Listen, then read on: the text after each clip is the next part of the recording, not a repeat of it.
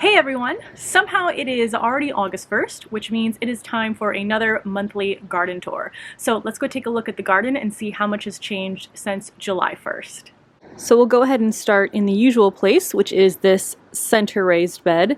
Again, this is the largest of all of the raised beds that I have on the deck. I wanted to fill this with flowers so that this is the view I see when I look from the inside of the house. The Supertunias are still doing really well. So I had budworms a couple months ago.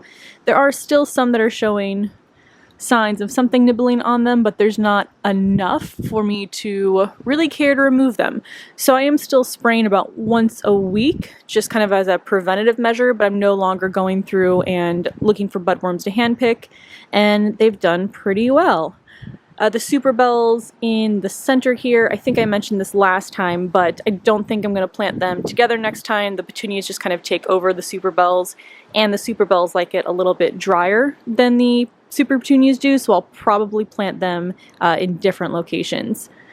We have the shorter zinnias behind them. These are the ones that I got from a local garden center. And the taller zinnias in the back, which are the ones I started from seed.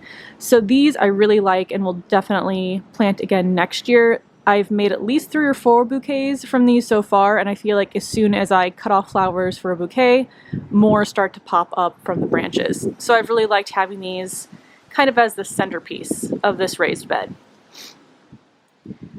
Down here in the front, we have the 2 pots of geraniums in the center, which although I do like them, I don't know if I'll grow geraniums up here next year.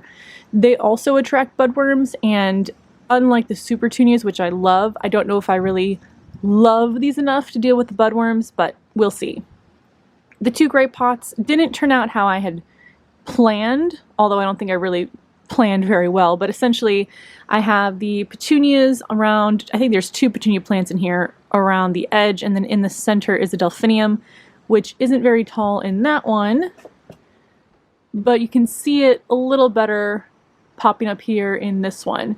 So these are delphiniums specifically made for containers. They've been taking forever to grow, and they're a bit more spindly than I expected them to be. We'll see if they remain in the pots next year, so those are perennials. The petunias are obviously annuals, so I'll pull those, but if the delphiniums look pretty good, I'll try to leave them over winter and see how they look next year before deciding to pull them or not. So that is everything in this center bed. Coming over here, then I have another pot of geraniums on the ground there. And then I have my herb rack. So chocolate mint, still going pretty strong. The other ones I have thyme, rosemary, oregano, lavender, and then sage down here at the bottom. Over here is another red geranium, and then we'll swoop over here before making our way around the other side of the deck. In the back here, this is an aronia berry bush, which is also known as chokeberry.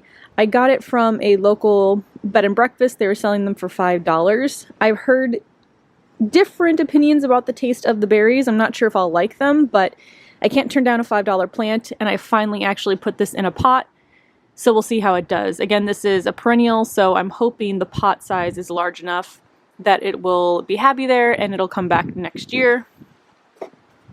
The grape plant in the back, which I still don't know where exactly I'm going to put it. I'm hoping that for this year it's not going to grow large enough yet where I have to make that decision. I don't think it will, since it's now August and it's still a pretty compact size. Next year though, I'll figure it out. I would ideally like, I just don't know if it gets enough sunlight, is to put it there and then kind of have the vines going up some sort of trellis system above the little seating area. But again, I don't know if there's going to be enough sunlight here, because this side of the deck is the shadiest side because the sun's coming from directly behind here. And before I forget, over here are my 2 hydrangeas. So pink one that was blue and does still have some blue flowers on it, but I haven't been keeping up on the soil acidifier, and I don't actually mind the color that they've kind of become. Again, these I'm going to overwinter either up here or in the garage, still trying to figure out my wintering system, but I really like how they've done up here along this south wall. I also wanted to point out too my Gerbera daisies here. I think I deadheaded them when I did the last video, but this is the color and I really like them on this table. And then I have one onion down there that I am letting dry for a few days, and then I'm going to move it to where I'm curing the rest of the onions. Okay, so back over here, I just showed you my two hydrangeas that are doing well. This one, it's getting better. So I think I'd mentioned I'd put it in a location on the deck that got too much sun and it really didn't like it. The leaves started to get crispy, the blooms did as well. I left a lot of the blooms and leaves on, but then as it started to put on a bunch of new growth, I went ahead and slowly removed the old leaves, the old blooms, and we'll just kind of see what it does for the rest of this year. And then again, I'll overwinter it and hoping that it does better next year. And you can see that there are a bunch of little blooms on there for new leaves that are going to start popping up soon. So I think it's still doing pretty well. I have some marigolds in the back. Talk more about Marigold Mountain when we get to her. My blueberry bush there, doing well. I've gotten a few blueberries. This is only the second year for the plant, so it didn't produce a ton, but I'll take what I can get, and they taste a lot better than what you get from the store. Coming up here, this is one of my okra plants, and it's doing really well. So my okra plants went through a pretty tough time when we had the cold snap in May. The seedlings that I had moved outside definitely got hit one of the hardest of all the plants. I wasn't sure if they were going to recover, but they've done really nicely. I think I've gotten 3 or 4 okra off this plant already, and there's more that are starting to form. It's my first year growing okra, so I didn't really know much about it, but I also really like the flowers it puts out. They only last for a few hours, so when I see them on the plant, I get really excited. Okay, the wind has calmed down a little bit, so that hopefully you can hear me better now. We have my lemon tree here. This I got, I think it was March of last year. I overwintered it inside. It got spider mites.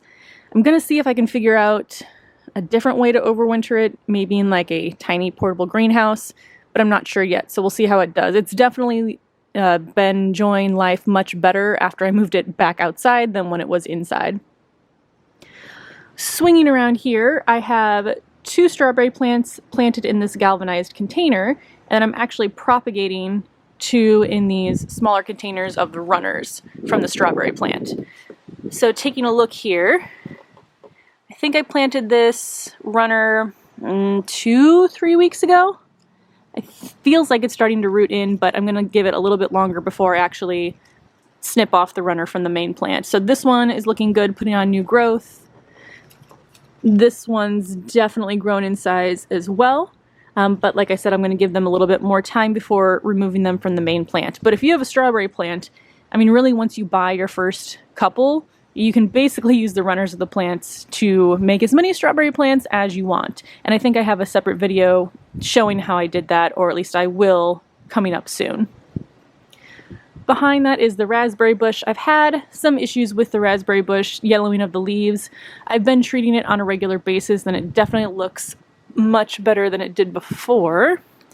And I finally have some raspberries that are starting to form, so that's been exciting.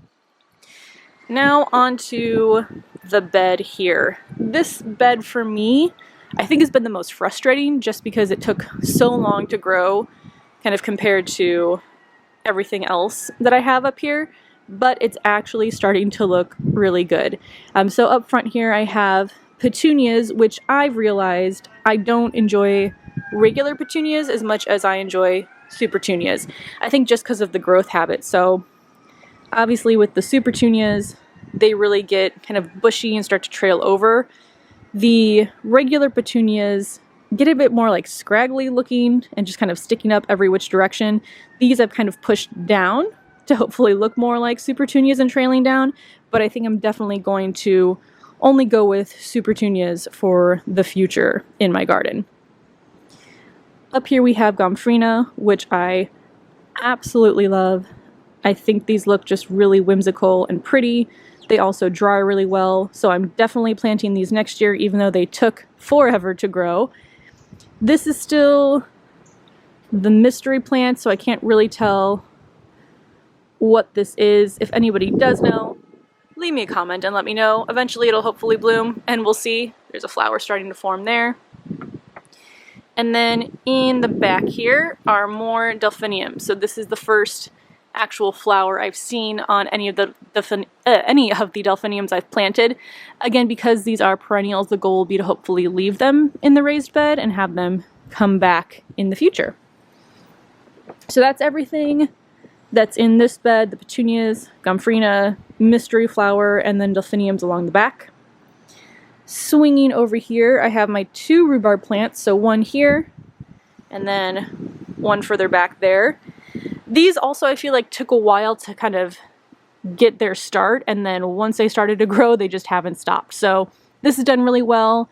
Also going to come back year after year. It's perennial up in my growing zone, so I'm really excited about that. We aren't able to eat any really the first year, only a few the second year, but by the 3rd year is when you're really going to be able to harvest a lot of rhubarb. And like I mentioned in my garden journey video, it's just one of the plants that's kind of my earliest gardening memory, so I'm really excited to be able to have it now in my own garden. So one in a container here, one rhubarb over there. Let's scooch this a little bit further back so we can come over here. This is my other okra. There's actually, if I turn this a little bit, 2 okra plants in here. And again, because the seedlings looked a little iffy, I just left them both, and they've both grown together in this bag. So I'm leaving them as is.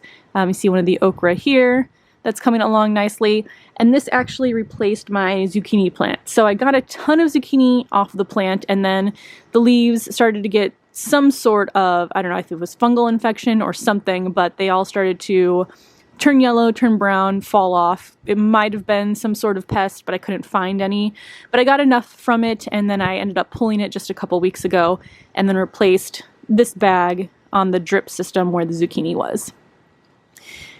In the back here, we have some of the marigolds in Marigold Mountain. So I know I've mentioned this before, but I essentially bought marigold seeds to companion plant, thinking they would get a few inches tall, not realizing there are actually marigolds that get 2 to 3 feet tall, which is definitely what I ended up with here.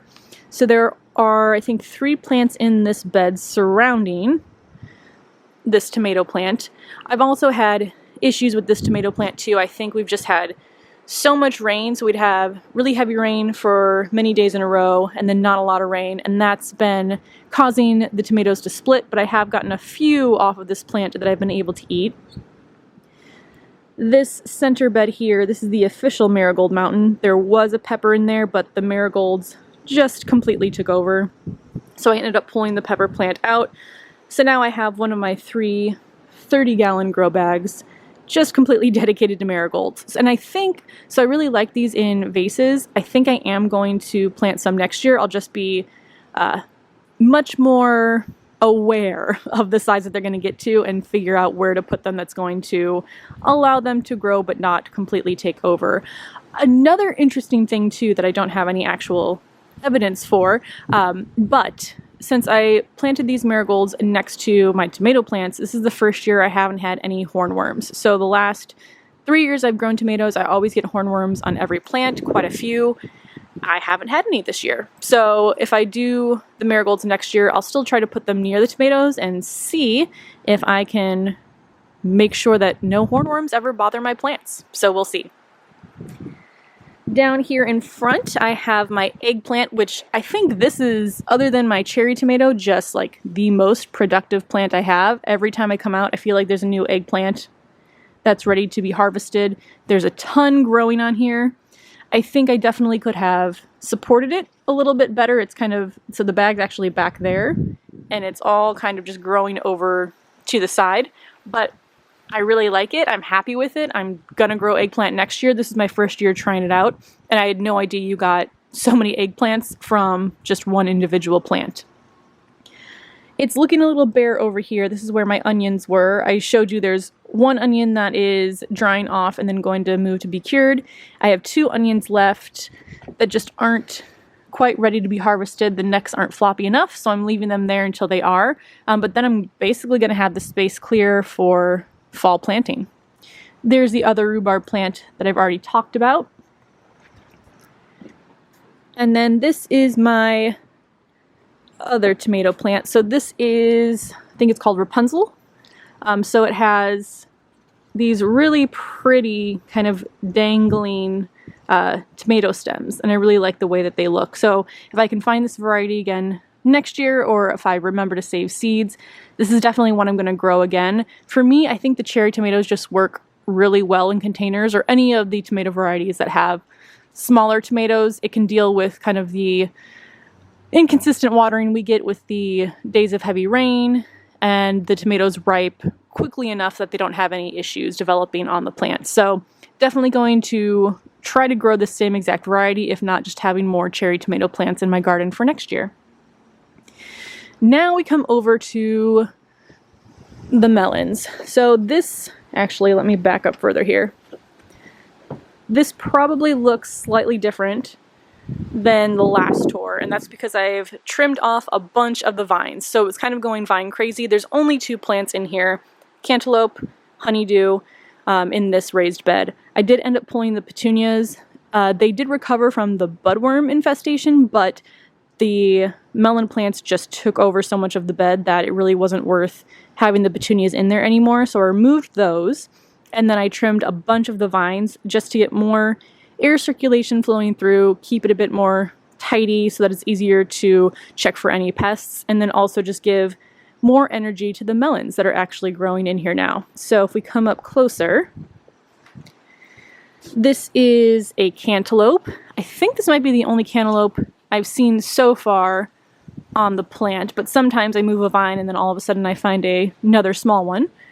But then over here we have 1, 2, 3 of the honeydew, and these are called the snow leopard variety. I think they're really cute. The green here will get darker, the little markings, and then the more lime light green will turn white as they start to ripen. I'm not a huge honeydew fan, but I am excited to see how they taste straight from the garden. So that's what we have in these 2 beds. And then coming over here we have the dahlia and sunflower wall, basically. But I've been really impressed with how well the dahlias have done. Definitely growing them next year. I'm going to save the tubers for these plants, and I'm going to add a bunch more and just have this whole wall be a bunch of dahlias and sunflowers. But if we get in close here, they're just so pretty. So those are the dahlias, and then these are the strawberry blonde sunflowers. I started these from seed. Oh, I guess I should mention these are tubers I got from a local garden center, and then these I started from seed. This one was called something watermelon, although it's much lighter colored than or watermelon penhill. That was the variety. But the flowers are much lighter color than what was on the package of the tubers that I got, and also all the images I've Googled. So we'll see what they look like next year, assuming I accurately preserve the tubers over winter. Behind it are the sweet peas. I'll talk a little bit more about what I'm doing with those on the other side, because you can kind of see the container a little bit better. Then I have the pepper plant I added in after my first one died. I haven't harvested any yet, but we're getting really close here with some of the peppers. I have another sunflower right here because I can never thin and get rid of seeds, which is also why I have another sunflower just stuck in the middle of this raised bed.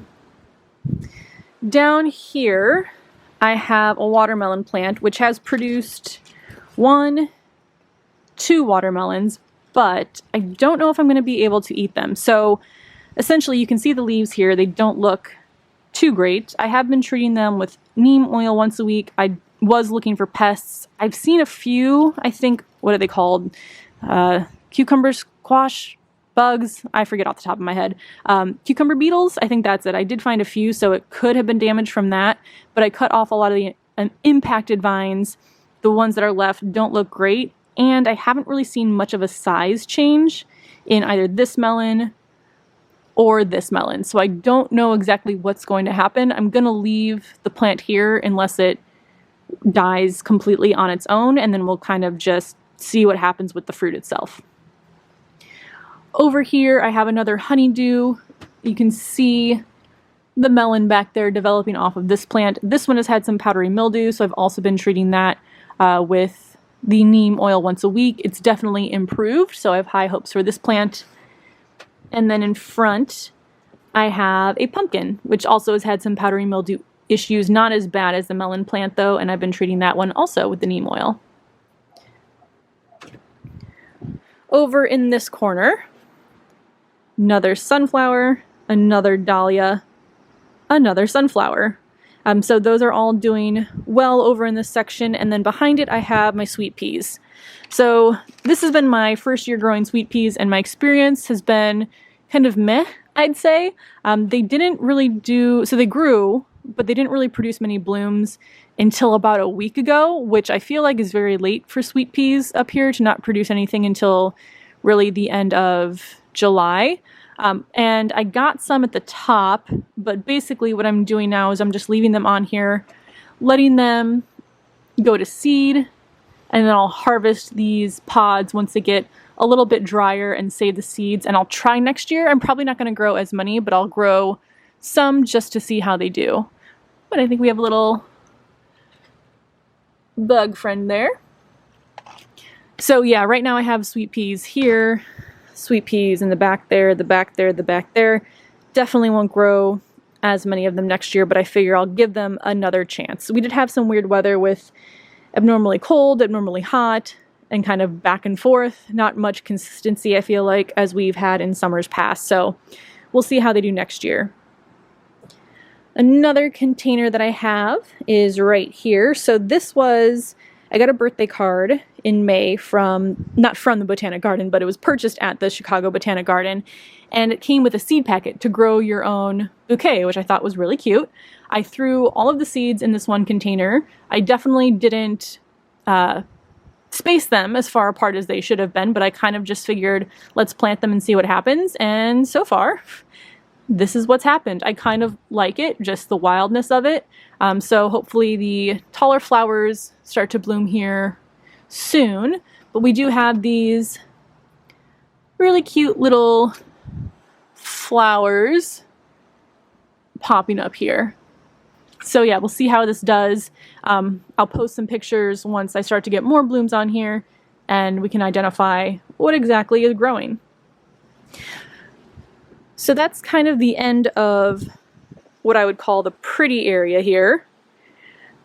I do have this section, which isn't, you know, the camera ready section, but basically all my potting soil. I have some mulch, I have some compost in a bag down there, but this is also where I've been moving all of my grow bags as I've pulled out things like the onions. I had 2 bags of garlic, the zucchini that I pulled. I'm moving all the bags over here, and this is what I will be planting up with fall crops, which I can't believe that it's already time to start planning for what I'm going to seed start for fall in just a couple weeks here.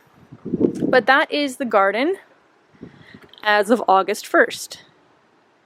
You know, things haven't gone 100% perfect, but I think she still looks pretty good, and it's still definitely my happy place. So that is how the garden looks on August 1st. If you haven't seen the previous monthly tours, I definitely recommend checking them out so you can see just how much has changed, and I actually can't believe in just a few weeks I'm going to start planting for the fall garden. But thank you so much for watching, and I'll see you in the next video. Bye.